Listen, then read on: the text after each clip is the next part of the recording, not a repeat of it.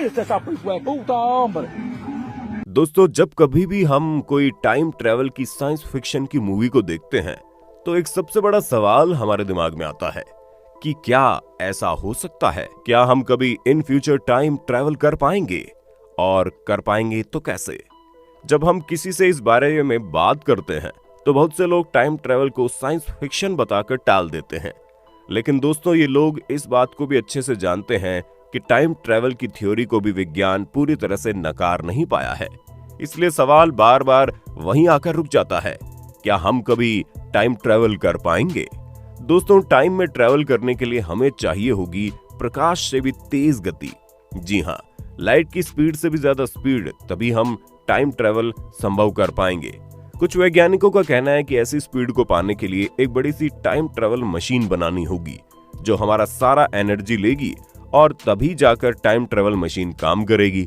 लेकिन वहीं कुछ और वैज्ञानिकों का ये कहना है कि स्पेस में बहुत सारे ऐसे वार्म होल्स मौजूद है जहां से अगर हम ट्रेवल कर सकें तो हमें प्रकाश की गति से ज्यादा गति मिल पाएगी और तब हम टाइम ट्रेवल कर पाएंगे। टाइम ट्रेवल के ऊपर बहुत सारी थियोरीज और बहुत सारी मान्यताएं हैं, पर दोस्तों थ्योरीज हो या मान्यताएं, हम इस बात को कतई इग्नोर नहीं कर सकते कि टाइम ट्रैवल को लेकर जो नरेशन मिले हैं वो नरेशन पास्ट में भी मिले हैं और फ्यूचर में भी मिले हैं। हैरान मत होना, आपको बता दें एंशिएंट एलियन थ्योरीज के हिसाब से प्राचीन समय में कुछ ऐसी सभ्यता हुआ करती थी जिनमें टाइम ट्रैवल की काबिलियत थी। उस एंशिएंट वक्त में भी उनके पास वो टेक्नोलॉजी मौजूद थी जिससे वो टाइम ट्रैवल कर पाते थे। यकीन नहीं हो रहा दोस्तों, ये सच है। आज की हमारी ये वीडियो एक ऐसे ही एंशिएंट टेम्पल के बारे में है जिसके बनावट में टाइम ट्रेवल करने के कुछ सबूत मिले हैं जिन्हें देखने के बाद आपके भी होश उड़ जाएंगे। आज तक इनके बारे में किसी ने कुछ बताया नहीं है और इसके बारे में विस्तार से बताने के लिए हमारे पास कुछ ज्यादा है भी नहीं कि कुछ बताया जा सके कि वाकई में क्या इस मंदिर को बनाने वालों ने कभी टाइम ट्रेवल किया था या ये सब सिर्फ एक क्रिएशन, एक आइडिया था। इस मंदिर को जिसने भी बनाया उसने क्रिएटिविटी लेवल बहुत दिखाया। आज उसकी नक्काशियां इस रहस्यमय टेम्पल के छत पर की गई है। तो चलिए दोस्तों, आपको इस एंशिएंट मंदिर के नाम और रहस्यों से वाकिफ करवाते हैं। वीडियो पसंद आए तो वीडियो को लाइक करना मत भूलना, और आप टाइम ट्रेवल को लेकर क्या सोचते हैं वो भी नीचे कमेंट सेक्शन में जरूर बताइए। तो चलिए शुरुआत करते हैं हमारी आज की खास वीडियो को। दोस्तों, जिस मंदिर के बारे में हम आपको तब से बता रहे हैं उस मंदिर का नाम पंचवर्ण स्वामी मंदिर है, जो लगभग 2000 वर्ष पुराना है। आप कभी इस मंदिर में जाएंगे तो आपको पता चलेगा कि इस मंदिर का डिजाइन बाकी के मंदिरों से काफी अलग है। आप सोच रहे होंगे अलग कैसे? डिजाइन, कलर या फिर कलाकृतियां? आप हमारी इस बात को ऐसे समझिए कि जब कोई आम इंसान इस मंदिर में जाता है तो उसे सब कुछ नॉर्मल और एक मंदिर जैसा दिखता है, पर जैसे ही कोई इतिहासकार या कोई रिसर्चर इस मंदिर में अपना कदम रखता है तो उसे इस मंदिर में सब कुछ दिखता है जो आप और हम देखने में असमर्थ हैं, और उसकी वजह है नक्काशियां। दोस्तों, इस मंदिर में ऐसी ऐसी कलाकृतियां बनाई गई हैं कि वो भी इतने प्लान और स्ट्रैटेजिकल तरीके से कि आपको हैरान कर देंगी। इतना ही नहीं दोस्तों, जब आप वहां खड़े होकर थोड़ा गौर करेंगे तो आपको जो कलाकृतियां हैं वो लाइट के माध्यम से इल्यूमिनेट दिखेंगी। इसमें भी आम मंदिरों की तरह बिजली लगाई गई है, लेकिन बिजली लगाने के बाद भी इस मंदिर को कुछ इस तरीके से बनाया गया है जो भी गोपनीय कलाकृतियां या शिलाकृतियां हैं उन पर अभी भी प्रकाश की एक बूंद तक नहीं पड़ती, वो भी अंधेरे में ही है। दोस्तों, है ना अजीब बात? अब हम आपको इस मंदिर की ऐसी शिलाकृति के बारे में बताएंगे जो आपको थोड़ा सा हैरान करेगी। अपने स्क्रीन पर मौजूद इस कलाकृति पर नजर डालिए। देखने में आपको लग रहा होगा ये गणेश भगवान है, पर जब आप इसे थोड़ा और गौर से देखेंगे तो आपको पता लगेगा ये गणेश भगवान नहीं है, क्योंकि गणेश जी तो पुरुष हैं पर ये तो एक महिला है। आखिर कौन है ये जिसका सर हाथी का है और बाकी शरीर के अंग एक महिला के हैं?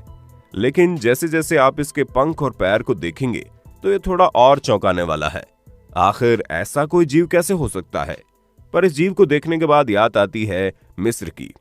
आपको ना पता हो तो बता दें, मिस्र में एक जीव था जिसका चेहरा राजाओं का था, शरीर शेर का था और उसके पंख भी थे। हो सकता है ये क्रिएटिविटी का नमूना हो, पर जब आप इसे एक बार और गौर से देखेंगे तो आपके दिमाग में ये बात जरूर आएगी कि आज के जमाने में जहां पर जेनेटिक इंजीनियरिंग इतना आगे है उसमें क्या ऐसा कुछ पॉसिबल है ना? पॉसिबल दोस्तों। आपको जानकर हैरानी होगी, हमारे जेनेटिक इंजीनियरिंग के वैज्ञानिक हर तरीके से कोशिश में जुटे हैं कि वो भी ऐसे जीव का निर्माण करके जो हम ह्यूमन बींग्स में पंख पैदा कर सके।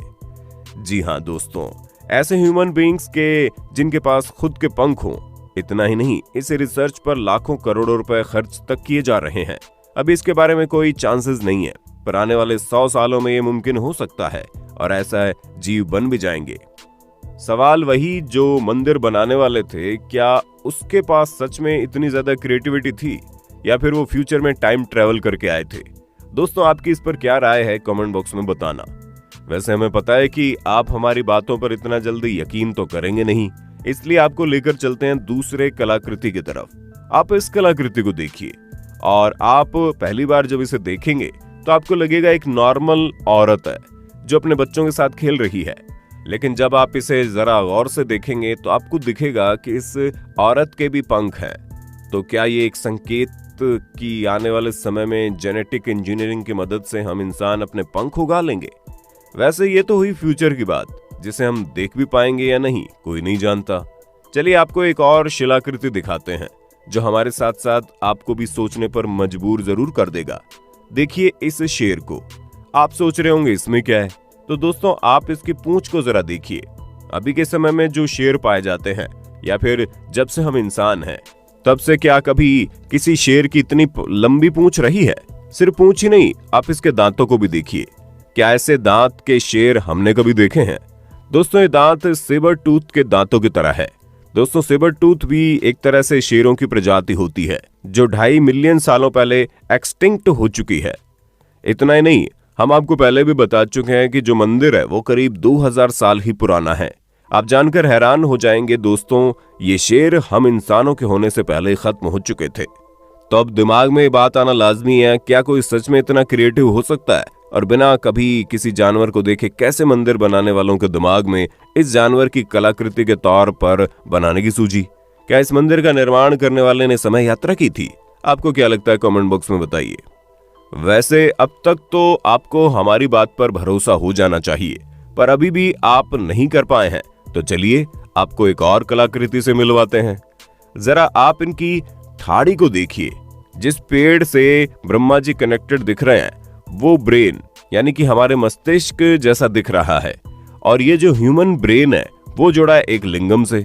दोस्तों आप इस बात से तो वाकिफ ही होंगे कि लिंगम को हम हिंदुओं में शक्ति का बड़ा स्रोत माना जाता है। इस कलाकृति में आपको ब्रह्मा जी के हाथ में एक बैग जैसा कुछ दिखेगा। तो अब ये बैग जैसा कुछ है क्या, जरा सोचिए। दोस्तों आपको बता दे, भगवत गीता में एक कहानी लिखी गई है। उस कथा में एक राजा अपनी पुत्री को लेकर ब्रह्मा जी से मिलने किसी दूसरे ग्रह पर जाता है। जब वो ब्रह्मा जी के पास पहुंचता है और ब्रह्मा जी से बोलता है कि पृथ्वी पर ये मुश्किलें हैं, तब ब्रह्मा जी हंसते हैं और कहते हैं जितना टाइम तुमने अपने ग्रह से यहाँ तक आने में लगा दिया, उतने टाइम में धरती पर 116 मिलियन साल बीत गए हैं। ये बात दोस्तों भगवत गीता पुराण में है। सोचिए इतने बड़े ग्रंथ में भी इसकी व्याख्या की गई है।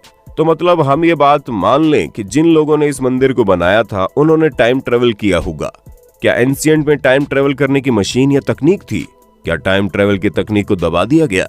अब क्या ये सच है इसको कोई नहीं जानता, और इसका खुलासा भी लगभग 100 सालों के बाद ही होगा। जब हम टाइम के साथ आगे बढ़ सकते हैं तो पीछे क्यों नहीं? हो सकता है हम उस तकनीक तक पहुंच ही ना पाए, पर आने वाले टाइम में ये भी पॉसिबल हो सकता है। आप टाइम ट्रेवल को लेकर क्या सोचते हैं कमेंट बॉक्स में बताइए। वीडियो अच्छी लगी तो लाइक और शेयर तो कर ही दें।